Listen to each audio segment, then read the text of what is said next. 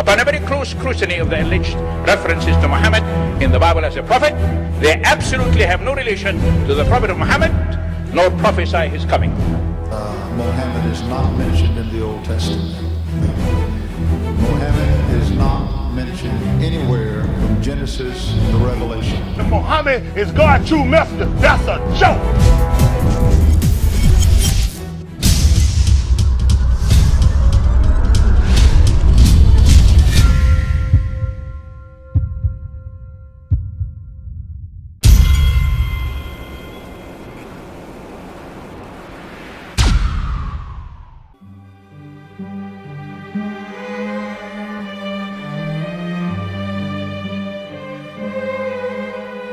Lo, we inspire thee as we inspired Noah and the prophets after him, as we inspired Abraham and Ishmael and Isaac and Jacob and the tribes, and Jesus and Job and Jonah and Aaron and Solomon, and as we imparted unto David the Psalms.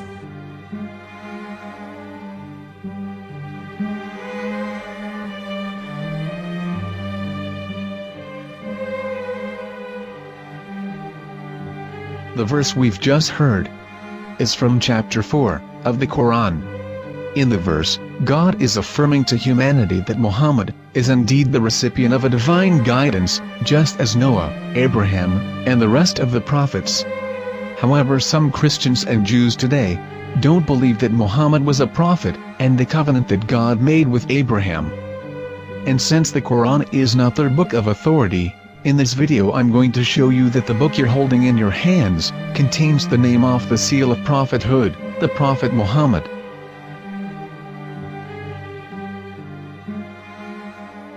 As known, the Old Testament was preserved in the Hebrew language. In the 5th chapter of the Shir HaShirim, which is one of the 5 Megillat or sacred scrolls that are part of the Hebrew Bible, or for short the Song of Solomon, as Christians know it today. That chapter is discussing someone. Jews will say it is discussing Solomon, while Christians will say it is discussing Jesus.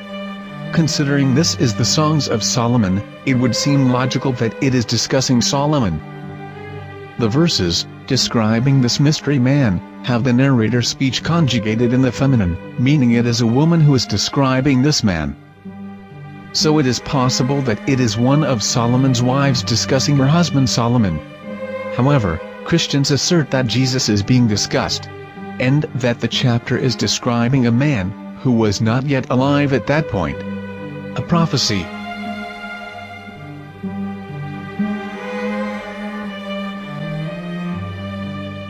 In reading the English translation of Song of Songs 5:16, it finishes the description by saying, "He is altogether lovely," but what most people don't know is that the name of that man was given in the original Megillat.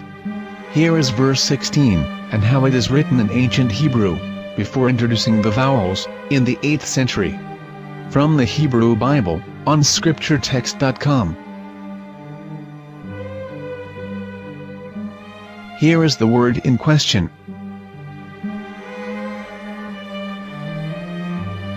This word is made of 4 letters.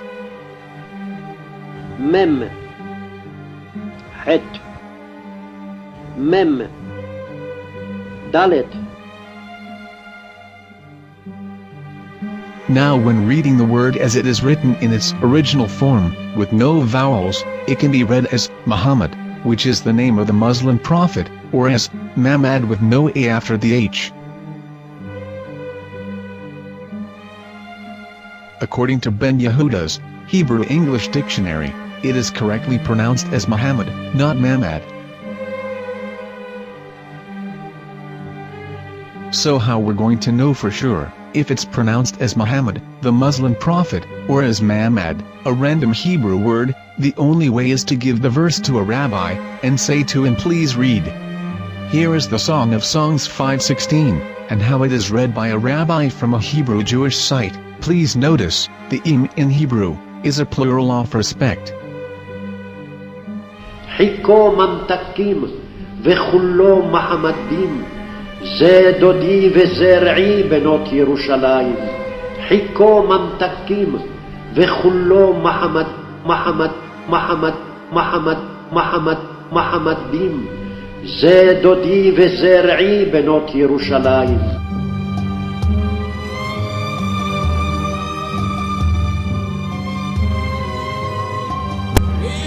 Coming out from the darkness, there are no other gods but God, and Muhammad is his messenger.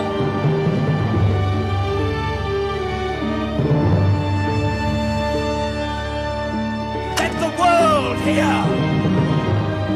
Hikko Mamittakim וכולו Muhammadim, Zehdoodeh וזרעי בנות ירושלים. Hikko Mamittakim וכולו Muhammadim, זהדודי וזרעי בנות ירושלים.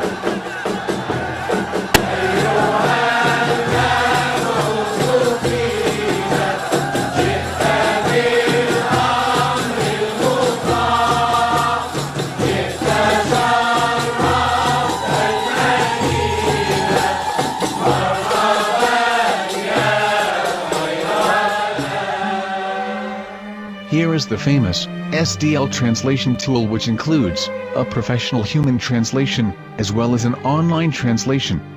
We're going to copy our Hebrew word of the Song of Songs, directly from the Jewish site. It's the same site, where you can hear the rabbi reading the verse in Hebrew. All links are in the description, so, we're going to copy the word and paste it, and ask, please translate.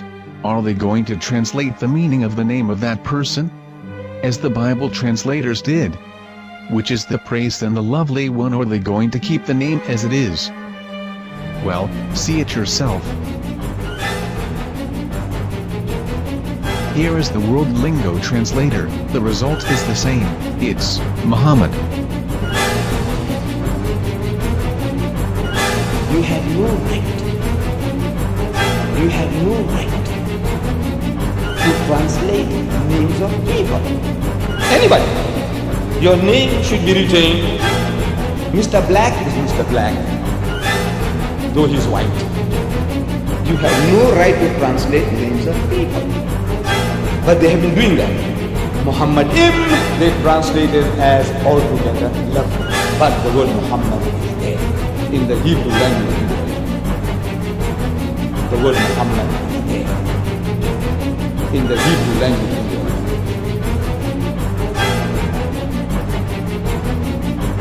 I will tell you a story from my own personal experience. Years ago, I used to spend every Sunday afternoon in a place called Speaker's Corner. And in my years down there, I got to know a Jewish rabbi.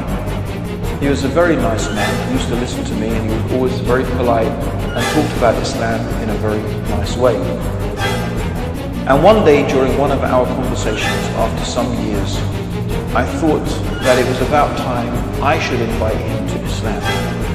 So I said to him, you know, my friend, we have been talking now for many years, and even you have admitted to me that Muhammad is a prophet. So why then do you not embrace Islam? He said to me, we Jews, we never change our religion. I said, but half of the rabbis of Medina became Muslim. He said, that is true, but still, we Jews never change our religion. I thought, what can I say to him? He looked at me and said, listen to me, my friend. God sent to us a prophet Moses, and we didn't even listen to him. Do you think we're going to listen to another prophet after him? From another tribe? From another people? When he said that, I had nothing left to say. He knew that Muhammad was a prophet. In fact, another rabbi also came up to me and he said to me, we know Muhammad is a prophet, and he quoted to me a passage from the Bible